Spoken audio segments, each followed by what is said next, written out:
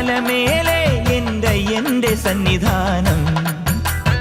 ഇങ്ങിവിടെ താഴ്വരയിൽ എന്നേകാന്ത സഞ്ചാരം. ശരണം ശരണം എന്റെ സ്വാമി, എന്റെ വിളിയൊന്നു കേൾക്കെന്റെ സ്വാമി. ഇരുമുടിയേൽക്കൂ സ്വാമി, എന്റെ പാദങ്ങൾ നോവുകയല്ലോ. കാടിൻ ഇരുൾ മുടിയാകെ മലങ്കാറ്റേറ്റു